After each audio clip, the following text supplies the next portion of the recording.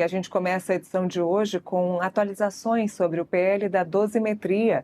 Isso porque o presidente Lula terá um prazo de 48 horas a partir do recebimento da comunicação formal de que o veto foi rejeitado pelo Congresso para promulgar o projeto de lei da dosimetria. A medida é uma exigência constitucional depois do Congresso Nacional derrubar o veto integral do Executivo na última quinta-feira e deve ser comunicada ao presidente no próximo dia útil, que pode ser inclusive hoje. Se Lula não assinar o texto no período estabelecido, a tarefa passa a ser do presidente do Senado, Davi Alcolumbre. Caso Alcolumbre também se recuse, os vice-presidentes da Casa, Carlos Eduardo Gomes ou Humberto Costa, deverão realizar a promulgação. O projeto reduz as penas dos condenados pelos atos de 8 de janeiro e teve aprovação do Legislativo no fim de 2025. A estimativa é que a nova regra beneficie diretamente 179 detidos, sendo 114 em regime fechado, 50 em prisão domiciliar e 15 em custódia preventiva. Um dos principais beneficiados pela lei é o ex-presidente Jair Bolsonaro. Atualmente cumprindo pena de 27 anos e 3 meses, o político poderá ter o tempo de condenação reduzido em mais de 50%. A derrubada do veto foi marcada por uma votação expressiva, com 318 votos favoráveis na Câmara e 49 no Senado. O episódio é considerado mais uma derrota política para o Planalto, que na mesma semana viu o nome de Jorge Messias ser rejeitado para o Supremo Tribunal Federal. A defesa de Débora Rodrigues, conhecida como Débora do Batom, pediu ao Supremo Tribunal Federal a redução de sua pena após o Congresso derrubar o veto ao projeto da lei da dosimetria.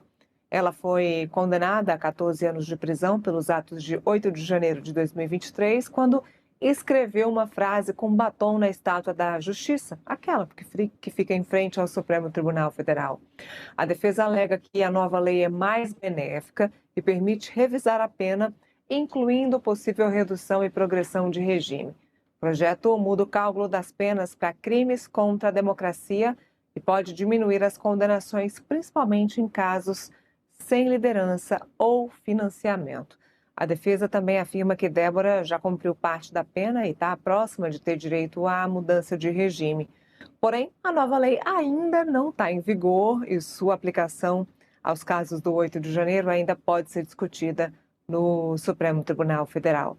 Caso o pedido da defesa seja acolhido, a pena de Débora pode ser recalculada com base nas novas regras, o que pode reduzir o tempo de cumprimento e antecipar benefícios como a progressão de regime. O quanto sua pena seria reduzida, caso o pedido venha a ser acolhido, depende de decisão judicial. Bom, vamos falar um pouquinho sobre esse assunto. Já dou bom dia para o meu parceiro Felipe Monteiro. Muito bom dia, bem-vindo ao Contexto Metrópolis. Temos aí a repercussão da derrubada do veto da dosimetria. A Débora, a gente sempre fala da Débora porque é uma das personagens que marcaram mais esse episódio do 8 de janeiro. É uma mãe de família que está em casa, ela até já concedeu uma entrevista, inclusive depois da sua prisão domiciliar. Mas é um nome emblemático, né? Um nome que ficou marcado por ter a base bolsonarista e a base de direita sempre bate nessa tecla de que ela apenas escreveu uma frase na Estátua da Justiça com batom, que ela sequer pichou, enfim. Minimizaram a ação da Débora, assim como minimizaram a ação de todos que estiveram ali na depredação do 8 de janeiro. Pois bem, agora, com essa mudança na legislação por conta da derrubada do veto da dosimetria, cabe ao ministro Alexandre de Moraes interpretar essa mudança na lei e aceitar ou não os pedidos das defesas de quem estava aí, né, dos patriotas, os chamados patriotas aí, que é o nome usado pela direita. Isso vai acontecer, claro, depois que a lei for sancionada. Abrimos o programa falando sobre isso. Talvez o presidente Lula sequer sancione a lei, passe a tarefa para o presidente do Senado, Davi Alcolumbre. Tudo aí uma questão política, Felipe. Então pode ser que daqui a pouco o ministro Alexandre de Moraes e o Supremo Tribunal Federal tenham que encarar uma enxurrada de ações ou pedido de mudanças e de redução de penas das pessoas que estiveram aí nos atos não só do 8 de janeiro, mas em todos os atos golpistas que aconteceram de 2022 para cá. Muito bom dia. Bom dia, Neila, bom dia aos telespectadores. Agora a dúvida é como é que o Supremo Tribunal Federal irá se comportar, né, com a queda do veto do Lula, né, e com a aprovação do PL da dosimetria. Todo mundo sabe que esse projeto passou pela mão de vários ministros do Supremo Tribunal Federal com uma alternativa, né, da anistia ampla e restrita. Então, a tendência é o Supremo Tribunal Federal aceitar da forma como foi aprovado o PL da dosimetria, apesar de ter uma discussão, né, jurídica em relação ao fatiamento do veto, né, que pode ser uma saída formal, né, que o Supremo Tribunal Federal possa não aceitar a aprovação. No entanto, o conteúdo do PL da dosimetria, é bom lembrar, foi muito bem discutido pelo Supremo Tribunal Federal, né, às escondidas com vários parlamentares. E aí tem um ponto importante, Neila, como é que o Lula vai fazer em relação ao PL da dosimetria? Todo mundo está falando, né, que ele deve deixar a aprovação para o Alcolumbre, né, até porque ele não quer ter assinatura desse PL da dosimetria e, muito provavelmente, né, os partidos da base aliada do governo devem entrar no Supremo Tribunal Federal, mas aí, como eu já havia falado no começo, a tendência, sem sombra de dúvida, é o STF deixar passar esse PL da dosimetria, primeiro porque foi conversado com os próprios ministros, segundo que o Supremo Tribunal Federal vive um momento muito ruim, né? Então, eu creio que não tenha uma envergadura muito moral para poder se colocar contra uma decisão do Congresso Nacional. E é bom lembrar, um ponto importante, esse PL da dosimetria tem alguns pontos interessantes nele sim, né? Até porque eu lembro que na discussão que teve sobre o processo da trama golpista, né, muito se discutiu sobre a possibilidade, né, de não acumular, né, o crime de tentativa de golpe de Estado com o crime de tentativa de abolição do Estado Democrático de Direito, né? Então, houve uma discussão real sobre esse assunto, né? E muitas das penas foram muito altas, né, de vários manifestantes que foram processados nesse processo, porque se acumulou, né, um crime do outro, né?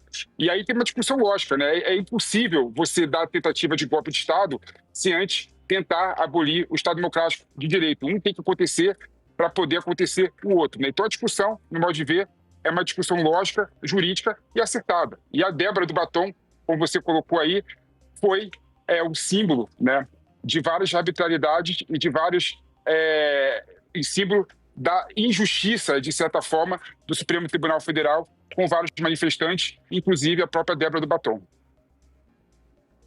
A gente aproveita que estamos falando da própria, a gente está vendo a imagem da Débora Rodrigues, a gente vai conversar com a irmã dela, com a Cláudia Rodrigues, que vai explicar para a gente como é que está o dia a dia da Débora. Não tá? Bom, a gente vai conectar com a irmã dela, então, já para a gente falar sobre esse assunto, continuar falando sobre dosimetria. Uma derrota do governo Lula no Congresso Nacional enorme. Aliás, o governo Lula que sofreu duas grandes derrotas acachapantes, uma em cima da outra, não deu tempo nem de respirar, Felipe. Levou um revés na quarta, já levou um revés na quinta-feira, então do Jorge Messias para a questão da derrubada do veto da dosimetria, não teve tempo nem para respirar. Então, um dia após o outro. E aí a gente entra nessa semana agora, que está repleta de pautas no Congresso Nacional, pautas importantes, como, por exemplo, a questão da PEC da Segurança Pública, que é relevante para o governo aí para a sua eleição, para a campanha eleitoral. Também a questão da escala 6x1, seja PEC ou seja PL, da forma que for discutida, o assunto é importante para o presidente Lula e para o governo também nas eleições. E como é que o governo vai conseguir apoio num Congresso que está completamente contrário ao governo? A gente viu isso aí depois de uma derrubada, de uma escolha de um candidato ao Supremo Tribunal Federal e um revés desse no PL da dosimetria. A gente tem o Lula sem base aliada nenhuma no Congresso Nacional. Agora sim, a gente está em contato com a Cláudia Rodrigues, que é irmã da Débora Rodrigues, que é conhecida como a Débora do Batom. Vamos chamá-la para a nossa conversa aqui, Felipe. Cláudia, muito bom dia. Bem-vinda ao Contexto Metrópolis. Já agradeço a sua participação aqui conosco. É sempre bom falarmos da Débora, que, como eu estava explicando aqui, ela é um personagem importante, porque marca a questão da dosimetria, por ser uma mulher que tem filhos, que está em casa presa. E a gente quer entender hoje como é a rotina. Conta pra gente como é a rotina da Débora e qual é a expectativa dela com essa questão do veto da dosimetria. Porque a defesa da Débora já correu, já se manifestou, já foi até o Supremo para pedir a redução da pena da Débora. Então, eles já estão aí correndo para que ela possa ter a redução da pena dela resolvida o mais rápido possível, mesmo sem a sanção do PL da dosimetria ainda. Então, conta um pouquinho para a gente como é que está a vida dela e como é que ela recebeu essa derrubada do veto do PL da dosimetria. Sim, Neila, primeiramente eu gostaria de agradecer essa oportunidade de poder estar aqui no programa, de poder falar um pouquinho sobre a Débora. E, bom, a rotina da Débora não é muito diferente, né, da rotina de uma mãe. Hoje, como nós podemos saber, a Débora está presa ainda, né? Ela segue aí com muitas restrições impostas aí pelo ministro. Então, ela está com uma tornozeleira na qual impossibilita ela de sair de casa, de participar ativamente da vida dos filhos lá fora. Então, a rotina dela é a rotina de uma mãe, de uma dona de casa que de manhã acorda cedo, prepara os filhos para a escola, entrega os filhos no portão para a perua passar e pegar as crianças, limpa a casa, arruma a casa, prepara comida para as crianças, participa das atividades da escola, das lições de casa. Então, basicamente é a rotina de uma dona de casa, né? Só que, infelizmente, ela não pode participar da vida lá fora com os filhos dela. Então, agora vai chegar o Dia das Mães e, infelizmente, ela não vai poder participar da apresentação das crianças na escola, na igreja, que nós teremos apresentações lá, que as crianças irão participar. E, infelizmente, mais uma vez, a Débora não vai poder participar desse momento com os filhos dela. Como e foi com a relação última às quinta-feira? expectativas... Sim. Com relação às expectativas dela, com relação a como ela recebeu, né? Eu acho que foi um momento de... Nós estávamos muito apreensivos, passamos ali, foi uma semana onde a gente passou ali bastante angustiados, bem angustiados, porque é um momento muito importante para todas as pessoas que estão presas, para as pessoas que estão nas cadeias, para as pessoas que estão cumprindo domiciliar. Eu falo que esse é o primeiro passo para que elas possam ganhar a liberdade, elas possam voltar a viver novamente, né? Esse é um primeiro passo, né? Um passo pequeno, mas é um passo muito importante na vida de quem está preso, na vida de quem está aí distante da sua família. Então, nós ficamos bem apreensivos. Foi uma quinta-feira onde a gente estava ali em família, estava eu, a Débora, a minha mãe, os filhos da Débora. Nós estávamos ali aguardando esse momento de que sairia a notícia da aprovação dessa derrubada do veto presidencial, e nós recebemos isso com muita alegria. A Débora, no momento que nós recebemos essa notícia, um dos advogados ligou para a Débora, mandou mensagem, e ele falou: Débora, você viu a notícia, foi derrubada o veto presidencial. Então, a Débora, naquele momento, eu imagino que passou um filme na cabeça dela, né? Tudo que ela passou, os 2 anos presas ali em regime fechado, mais esse 1 ano em prisão domiciliar.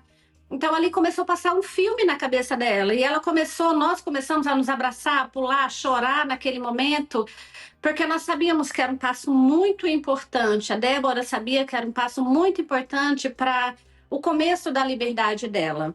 Então, as crianças ali não entendiam muito tudo que estava acontecendo, porque eles não entendem esse termo, né, dosimetria, eles não entendem exatamente o que aconteceu, mas eles se alegravam em ver a mãe alegre, eles se alegravam em ver a família alegre, porque eles sabiam que ali vinha notícia boa.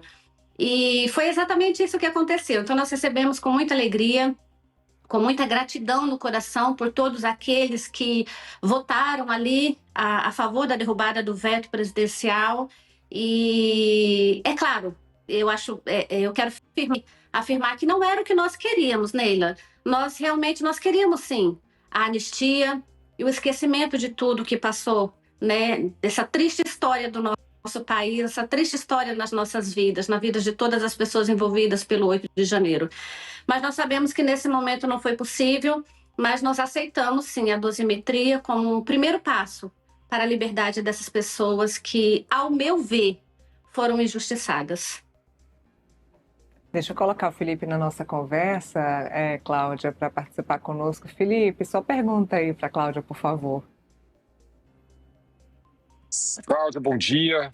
Cláudia, eu queria Bom dia, saber Felipe. dois assuntos, né? O primeiro é em relação a como que a defesa está se portando em relação a esses eventos da escola das crianças da Débora, porque pelo que eu tenho conhecimento, o Alexandre de Moraes, ele acaba liberando, né, várias pessoas de terem participarem de determinados atos da vida social, né? Então, eu queria saber se a defesa fez esse pedido para Alexandre de Moraes.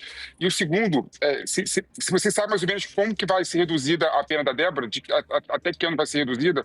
Você tem essa informação já calcularam? Certo. Olha, Felipe, de verdade, nós evitamos esse momento da Débora sair, de ficar pedindo ao ministro repetidas vezes para a Débora sair, para Débora. Nós deixamos isso somente para um momento de muita, muita necessidade. Foi o caso que aconteceu em um momento atrás, um evento atrás, onde a Débora teve um problema sério de saúde e nós precisamos tirar a casa. E mesmo assim,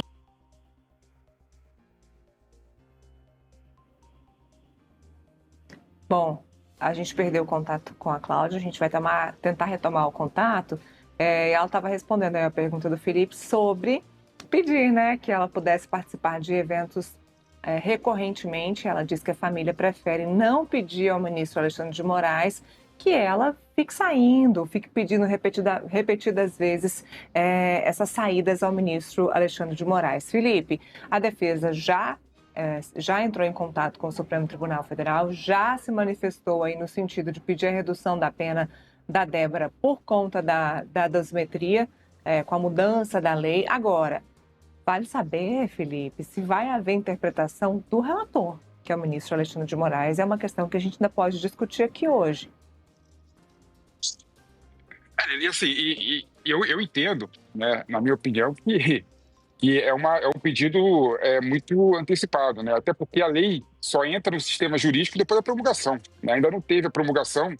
Então, apesar do PL ter sido aprovado pelo Congresso Nacional, né, ter sido derrubado o veto do Lula, né, ela não está surtindo efeito no mundo jurídico, porque não foi promulgado ainda. Mas também existe uma parte prática também do direito, né? Com toda certeza, até o Alexandre de Moraes sentar, né, e analisar o pedido da Débora, né, a lei deve ser promulgada, né? Até porque são 48 horas que o presidente Lula tem para promulgar, né, uma lei que tenha vindo do Congresso Nacional depois da queda do veto, e caso ele não decida em 48 horas, vai para o presidente do Senado Federal do Congresso Nacional, e a tendência é ele promulgar em 2 dias, né? Então, apesar de tecnicamente ser algo antecipado, no meu modo de ver, porque não surtiu efeito no mundo jurídico ainda, né? Pragmaticamente, com toda certeza, até o Alexandre de Moraes receber esse pedido, a lei já vai estar no sistema jurídico.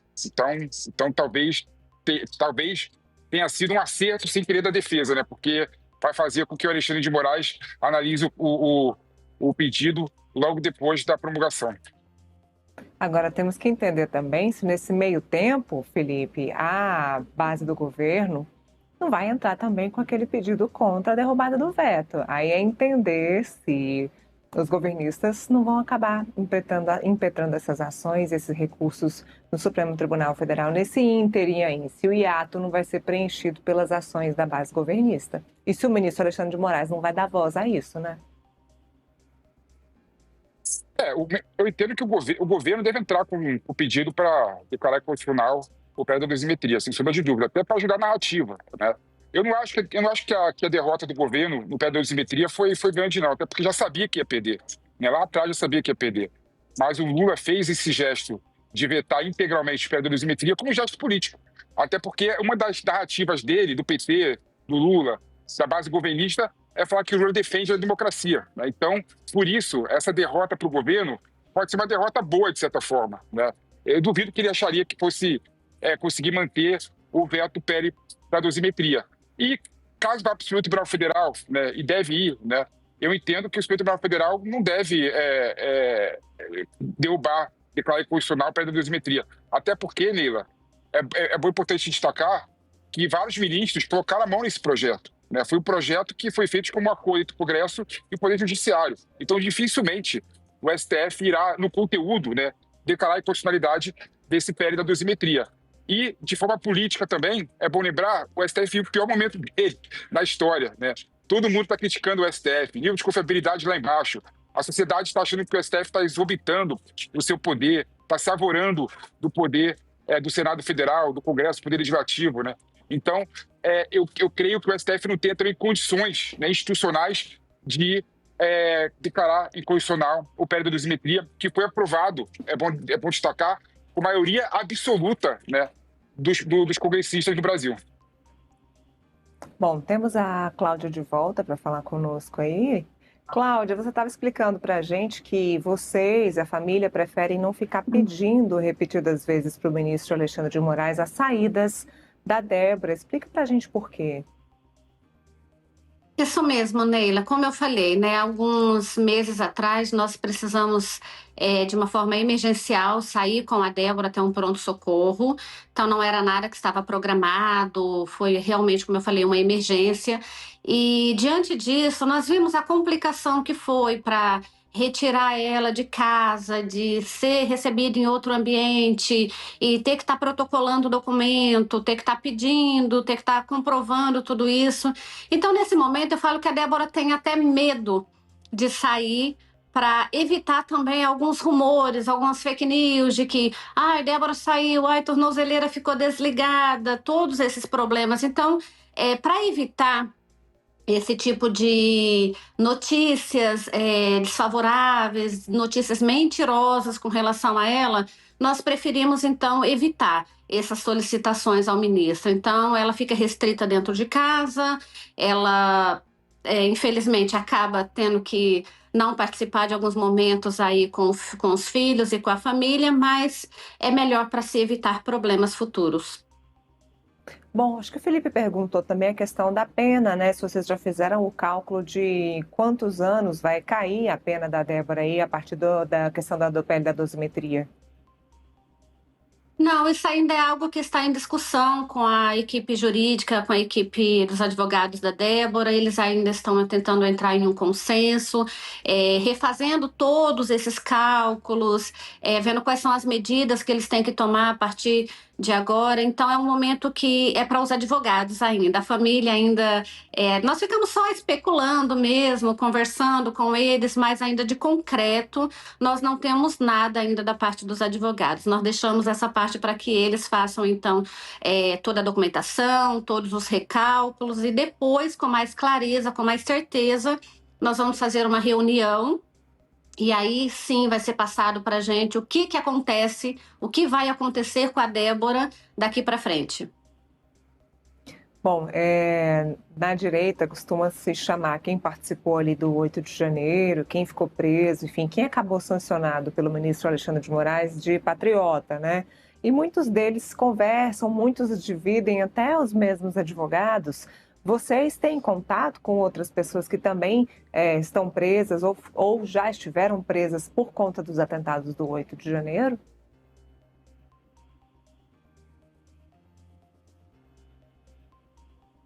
Perdemos mais uma vez a Cláudia, produção. Bom, Cláudia caiu mais uma vez, mas não tem problema. A gente segue aqui conversando sobre isso. Falando mais uma vez sobre PL da dosimetria, Felipe, como eu estava dizendo, e foi a pergunta que eu fiz para a Cláudia, muitos dos chamados patriotas, eles agem em conjunto, tem vários deles que dividem os mesmos advogados, vários que agem em conjunto para tentar mesmo, né, achar soluções. Agora acharam a melhor das soluções, que foi o PL da dosimetria, e entender como vai ser. Agora sim, a gente tem a Cláudia mais uma vez. Cláudia, você me ouve? Te ouço, pode falar. Você ouviu minha última pergunta? Perguntei se você tem contato com outras pessoas que também acabaram sendo presas, enfim. É pouco contato, né? Porque, na verdade, alguns evitam realmente ter contato com outras pessoas. Eu tenho contato com alguns familiares de presos políticos e, assim, a expectativa deles é a mesma que a nossa, é que vai dar certo essa questão da dosimetria, de que eles vão alcançar, sim, a liberdade e sim, basicamente não é isso mesmo, Neila. Não tem muito o que a gente falar, sabe? Mas os advogados que eles também têm, praticamente são os mesmos, né? Que são os advogados que tiveram mais aí presentes no caso do 8 de janeiro, o doutor Júnior, Hélio Júnior, a doutora Taniele, os advogados das FAVES, que é o doutor Ezequiel, a doutora Carolina. Então, os advogados praticamente são os mesmos, né? Mas eles têm, sim, conversado entre eles e buscado uma melhor solução para os casos do 8 de janeiro, sim. Bom, deixa eu perguntar se o Felipe tem mais alguma questão. Alguma questão ainda para a Cláudia, Felipe? Olha, eu acho que foi muito. Eu queria saber, minha curiosidade, né? Como é que foi o processo todo, né? A apreensão toda, eu fico imaginando, né? Porque a Débora, ela virou o símbolo, né, da injustiça do Supremo Tribunal Federal nesse processo golpista, né? Eu até entendo que algumas pessoas deveriam ter uma pena grande, né? Agora, outras pessoas, né, não deveriam nem chegar perto da pena que o STF decidiu. Aí eu queria saber como é que foi esse processo todo, eu fico imaginando, né? Ver a Débora como um símbolo da justiça, do julgamento, em muitos casos, e como é que foi estar no dia a dia, assim, da Débora, né? Hoje vocês estão mais aliviados que a Débora está na prisão domiciliar e o pedosimetria irá reduzir a pena da Débora e em pouco tempo vai poder progredir de regime, né? Mas fico imaginando esse processo ter sido muito doloroso, né?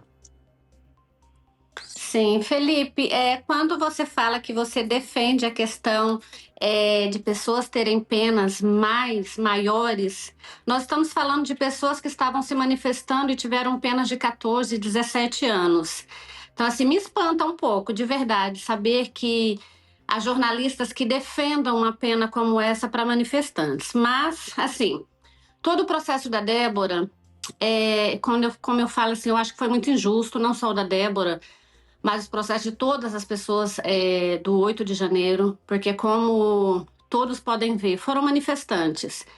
E manifestação, ela sempre ocorreu no governo Lula, no governo Bolsonaro, em todos os governos. A manifestação, ela sempre ocorreu. E assim, eu pelo menos desconheço pessoas que tiveram 17 anos de prisão, 17 anos de pena por uma manifestação, por estar em uma manifestação. Então, assim, eu acredito que é o conhecimento de vocês também, que inclusive teve pessoas que não entraram em prédios como a Débora, pessoas que simplesmente foram presas lá no QG e essas pessoas foram condenadas a 17 anos. Então, é no mínimo estranho para mim, como familiar de um preso político, ouvir, né, que você se declara a favor de pessoas pegarem uma pena maior. Então, assim, eu vejo isso com um olhar muito crítico, essa afirmação sua. Mas, como você falou, a Débora se tornou um símbolo, sim, infelizmente um símbolo de uma injustiça que esse país cometeu com a Débora e com muitos outros presos, inclusive com o Clesão, que foi morto diante de tamanha impunidade. E saber que tantas pessoas hoje ainda seguem presa de forma tão injusta é muito ruim para a história do nosso país. Eu vejo assim com um olhar muito crítico e lamento muito pela Débora e por essas pessoas que ainda estão presas. E de fato, ninguém queria ser um símbolo de uma história como essa. Foi algo que aconteceu no susto, sem esperar, sem planejamento. Mas a gente segue firme, confiante de que a justiça vai ser feita, confiante de que eles terão a verdadeira justiça feita ainda nesse tempo, nesse país, por homens e mulheres que realmente levantam a bandeira de um país mais justo, de um país que não aceita prisão política, de um país democrático. Bom, e a gente segue acompanhando, né? Vamos ver quando é que... Neila, só um ponto aqui de Claro. esclarecimento, né? Em nenhum momento eu falei que eu defendo e achei justa a prisão e a pena de manifestante. O que eu falei foi o seguinte, abre aspas, Você até entendo você falou, pena... Felipe. Não, eu falei assim, até entendo, né, determinadas pessoas terem penas mais altas, que não tem nada a ver com os manifestantes, na minha opinião, né? Deixar isso claro para você. Quem me conhece bem e sabe o que eu defendo desde que aconteceu o 8 de janeiro, sabe que eu não estou do lado dessas pessoas que acham justa dar pena de 14 anos para manifestante que pintou com batom, estátua ou que tem algum tipo de manifestação leve. Então, tem que ter dosimetria endereçou essa questão, né? Quem não teve financiamento tem pena reduzida, quem não teve nenhum tipo de coordenação tem pena reduzida, né? O pré-dosimetria, ele retrata exatamente o que eu penso em muitos aspectos. Agora, tem pessoas, por exemplo, que não são os manifestantes, no modo de ver, que eu até entendo, né, uma pena mais grave, que não tem nada a ver com a questão dos manifestantes. Só para deixar claro o que eu coloquei aqui.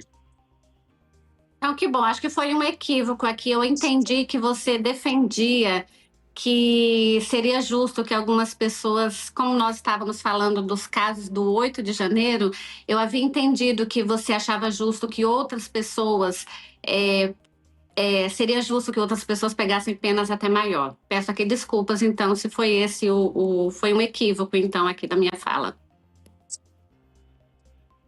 Bom, ajustados então, já agradeço a Cláudia pela participação aqui, continuamos acompanhando, vamos ver quando será sancionado aí, ou pelo presidente Lula ou pelo Senado Federal. Cláudia, muito obrigada pela participação aqui conosco. Obrigada, Neila. Nós estamos muito confiantes de que vai dar certo e que, como eu falei, nosso Brasil possa de verdade respirar liberdade novamente, que essas pessoas possam realmente sair da prisão e que nosso país volte a ser realmente um país democrático.